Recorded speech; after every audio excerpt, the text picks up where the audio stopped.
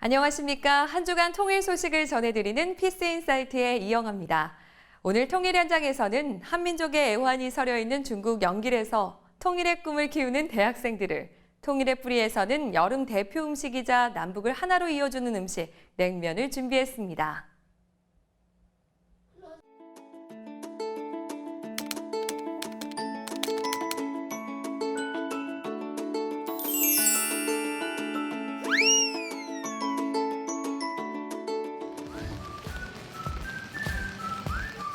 백두산 북쪽 기슭에 자리 잡은 중국 연길은 북한과 아주 가깝습니다. 북한 영공을 자유롭게 오갈 수 없기에 서울에서 해상을 건너야 연길에 닿을 수 있는데요. 통일부 통일교육원이 매년 개최하는 통일리더 캠프의 일환으로 150여 명의 대학생들이 북중 접경 지역 곳곳을 탐방합니다.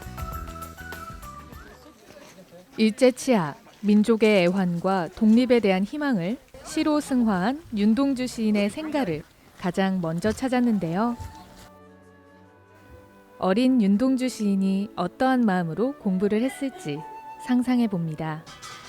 일제강점기랑 통일이랑 무슨 관련이 있나 싶었는데 역사가 이렇게 분절돼 있는 게 아니라 결국에는 다 하나로 이어지고 그때 꿈꿨던 희망이 지금도 이제 우리가 추구해야 하는 희망이라는 깨달음을 얻었습니다.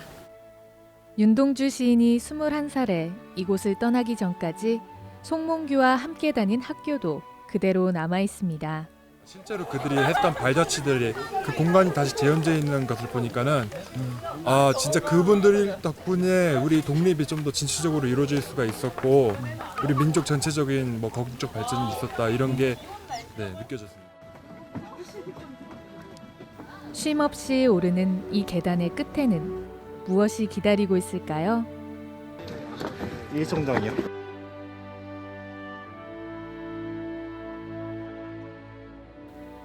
누구보다 조국을 사랑했던 이들의 푸른 꿈이 일송정에 담겨 있는데요. 옛날에 일제시대 때 이 지역에 있던 독립운동가들이 이 공간에서 많이 모이기도 하고 또 여기 심어져 있던 소나무 한 그루가 멀리서 보면 정자처럼 보인다고 해서 일송정이라고 했던 곳인데요. 정자 아래 시원하게 펼쳐진 초록 벌판을 보며 남북의 통일을 생각하니 숙연해집니다.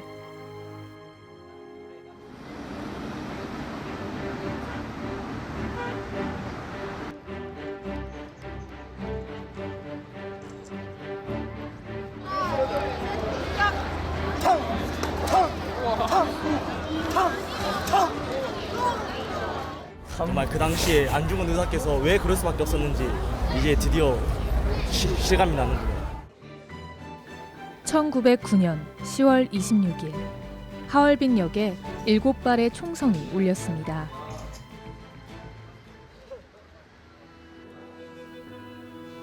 안중근 의사가 144일 동안 수감됐던 리순 감옥. 안중근 의사 외에도 이회영, 신채호 등 많은 독립운동가가 이곳에서 생을 마감했습니다.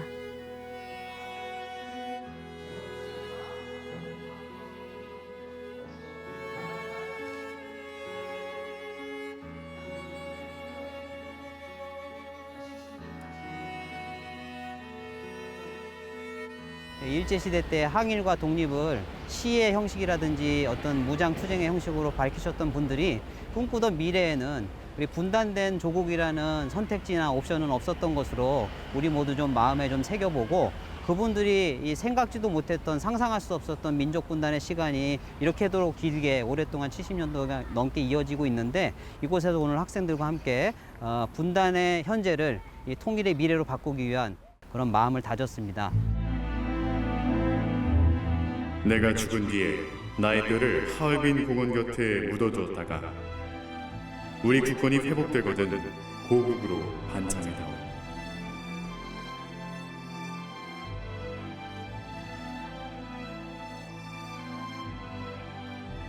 가족들을 위해서 그리고 우리의 후손들을 위해서 모든 걸 바치신 거잖아요. 2016년 나의 과제는 무엇인가, 먼 훗날 나를 되돌아봤을 때 나는 과연 나의 후손들을 위해서, 나의 친구들, 나의 가족들을 위해서 무엇을 할 수 있는가에 대해서 한번 고심해 볼 수 있었던 좋은 시간이었던 것 같습니다. 중국에서 오녀산성이라 불리는 졸본성은 고구려의 첫 도읍지입니다. 990여 개의 계단을 올라야만 해발 820m에 달하는 오녀산성 정상에 닿습니다. 우와. 우와. 어머.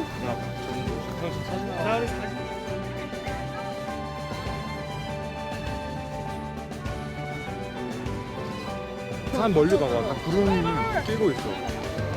무릉도원 같네요. 마치. 산 정상이 눈엔 보이지만 쉽게 다다를 수 없는 곳이지 않습니까? 네, 하지만 점차 한 발자국씩 걸어 올라갈수록 좀 더 가까워지고 결국에는 다다를 수 있는 것이 통일이 아닌가, 산 정상과 같은 통일이 아닌가 싶어서 통일은 산 정상이다라고 생각했습니다. 항일 독립운동의 근거지인 동시에 북한과 아주 가까운 중국 북동부. 짧은 시간 한눈에 다 담으려니 아쉽기만 한데요. 한민족의 애환이 서린 이곳에 와보니 통일이 더욱 간절해집니다.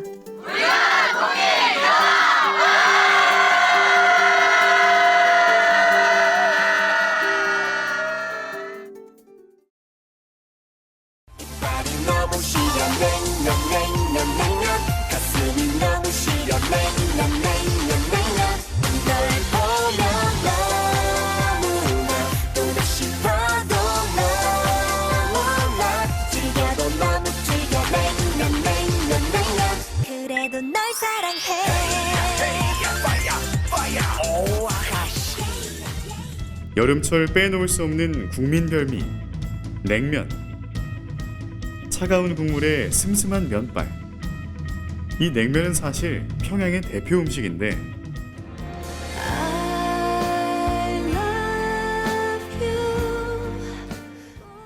올 상반기 최고의 시청률을 기록한 드라마 태양의 후예에서도 이와 같은 사실이 언급돼 화제가 됐다.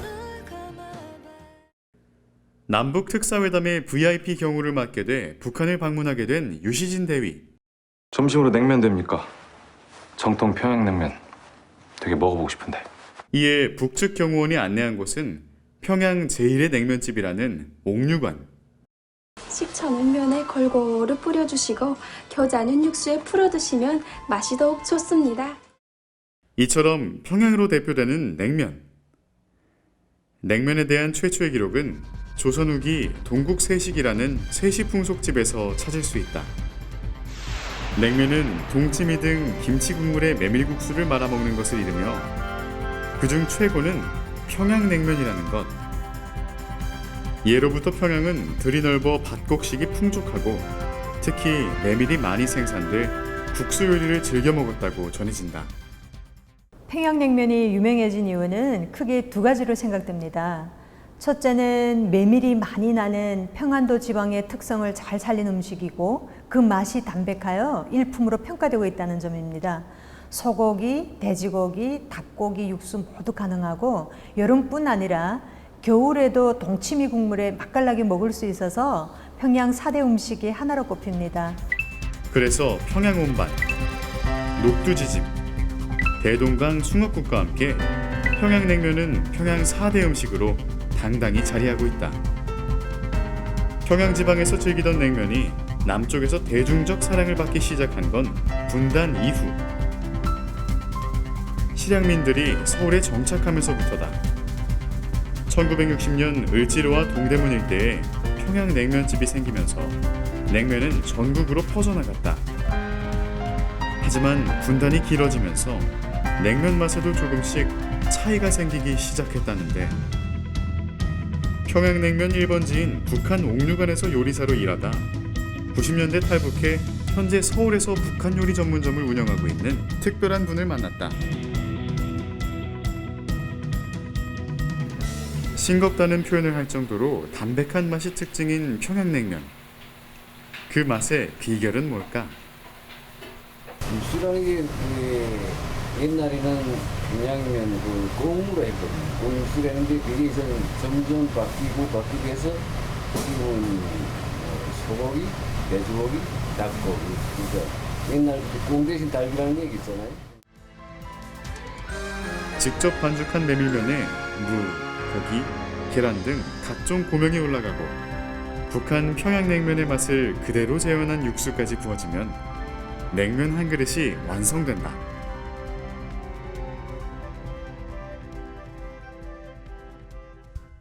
우리는 그냥 가면 식초 들어가서만 냉면 나오면 식초 무조건 나요. 왜 그러면 육수가 식초 안 들어갔기 때문에 음식이라는 게 완성돼서 나가기보다는 미완성으로 나와서 본인이 간을 맞춰서 먹으라는 거죠. 그러니까. 있지 않습니까? 양념을 최소화해 메밀, 육수 등 원재료 맛을 느끼며 먹는 평양냉면은 통일 이후 남한 사람들이 북한에 가서 가장 맛보고 싶은 음식으로 꼽히기도 했는데 젊은이도 늙은이도 먼저 찾는 우리의 평양냉면은 예로부터 그 맛과 향기, 영양가가 높은 것으로 해서 우리 인민들 누구나 좋아하고 있고 또 세계적으로도 널리 알려져 있습니다. 지금과 같은 계절이야 뭐니 해도 이 시원한 평양냉면이 제일 아닙니까?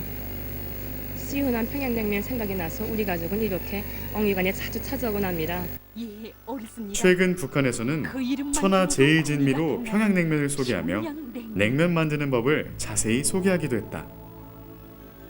1시간 반 내지 2시간, 소고기는 3시간 정도면 익습니다. 익은 고기를 순서대로 건져내고 국물에 뜬 기름과 거품을 깨끗이 걷어낸 다음 소금과 간장으로 간을 맞춥니다. 여기서 중요한 것은 육수는 뚜껑을 열고 끓여야 달고 구수한 맛을 살릴 수 있습니다. 또한 육수의 구수한 감칠맛을 그대로 살리자면 끓인 물을 빨리 식히지 말고 서서히 식혀야 합니다. 냉면 평양냉면 천하제일 진미로세 젊은이도 늙은이도 혼자 찾는 냉면. 노래를 만들어 부를 정도로 냉면에 대한 자부심이 남다른 북한에서는 지난 2000년 남북회담 당시 남한에서 온 귀빈들을 위해 평양 유명 냉면집을 통째로 빌려 평양냉면의 참맛을 선보이기도 했다. 조선시대부터 평양의 진미로 손꼽았던 냉면이 이젠 한반도의 여름 별미로 자리 잡았다. 긴 면가락처럼 남북을 하나로 잇고 있는 냉면. 남북한 사람들이 함께 모여 시원한 냉면 한 그릇 나눠 먹을 그날을 꿈꿔본다.